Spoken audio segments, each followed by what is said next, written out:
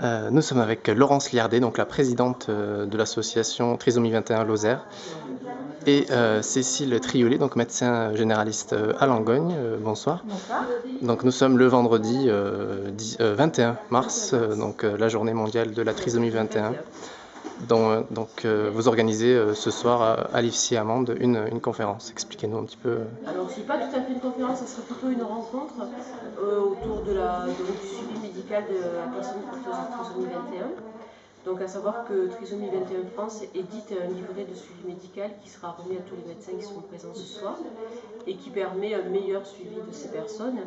Parce que souvent on a tendance à confondre donc, le handicap et la maladie. Donc ces personnes quelquefois sont malades et on ne s'en rend pas compte parce qu'on met ça sur le compte du handicap. Donc là on va être un petit peu amené justement à faire la part des choses et à expliquer comment mieux les accompagner sur leur parcours de santé. Donc justement, cette année, c'est la 9e édition de la journée mondiale de la trisomie 21. Où est-ce qu'en est la recherche ou la sensibilisation en tout cas à cet handicap, cette maladie? Alors là, c'est une question un peu pointue pour moi quand même. Mais bon, en tout cas, c'est vrai qu'effectivement, il y a 3 axes de recherche, il me semble. Sur le plan médical? Voilà, sur le plan médical, peut-être que tu veux plus de Alors, dans le sens médical, sur la recherche, oui, par rapport. Donc, il y a des molécules en cours de développement, avec des études notamment franco-espagnoles sur la molécule du thé vert. Il y a aussi d'autres recherches par rapport à des vitamines, des choses comme ça qui pourraient être données pour favoriser en fait le développement cérébral, pour pallier un petit peu au retard mental, mais on ne guérit pas d'une trisomie 21, on est porteur d'une trisomie parce qu'il y a un chromosome en plus. Après, je pense que le plus, voilà, c'est aussi important, mais c'est surtout aussi voilà, l'accompagnement.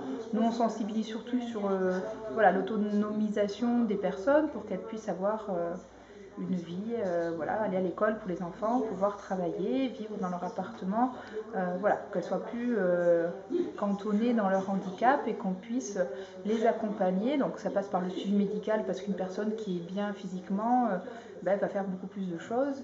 Et voilà, c'est surtout là-dessus, je pense. Après, sur le plan recherche médicale, c'est important, mais c'est aussi tout le reste d'accompagnement pour voilà, faire connaître et pas juste regarder la trisomie, mais la personne qui est derrière. Et les capacités que cette personne a et lui permettre de développer ses capacités pour justement pouvoir accéder à son autonomie. Donc justement, l'autonomisation des personnes, ça engage tout le monde, donc que ce soit à l'école, dans le milieu professionnel, où est-ce qu'on en est, peut-être en Lozère, de cette sensibilisation à cela? On en est au stade de la sensibilisation, quand on peut dire les choses comme ça. Il y a des petites choses qui se mettent en place. C'est vrai que le discours petit à petit fait son chemin. Alors il y a effectivement une loi qui nous dit qu'on a le droit de mettre nos enfants à l'école en milieu ordinaire. Et puis après, en face, il y a une réalité qui est déjà un manque de formation des enseignants.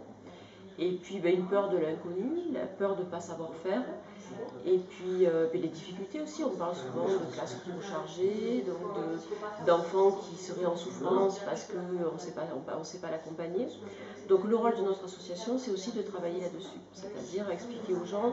Donc on a fait déjà une conférence sur l'école inclusive, on renouvelle l'opération au mois de mai avec des propositions d'outils et puis un peu mieux expliquer aux enseignants comment ils peuvent travailler avec ces enfants dits différents. Et voilà, en fait, on ne peut pas improviser une société inclusive sans donner les moyens aux gens d'aller dans ce sens-là. Donc, qu'est-ce que vous attendez de cette conférence ce soir? Vous allez parler du livret du suivi médical des patients. Expliquez-nous un petit peu. En fait, donc c'est surtout déjà se faire connaître aussi en tant qu'association, parce que nous, ça fait donc pas tout à fait 2 ans que nous existons. Et puis, c'est voilà, sensibiliser les professionnels, hors médicaux, paramédicaux, que justement la trisomie, voilà, et qu'il y a des choses, des complications qui peuvent être dues, favorisées par ça, mais c'est pas forcément une fatalité, hein, il faut prendre en charge et tout ça. C'est vraiment juste voilà, remettre un outil, l'expliquer, faire connaissance et discuter autour de ça sans a priori et sans chose particulière. Hein. Ok, merci beaucoup. Merci à vous.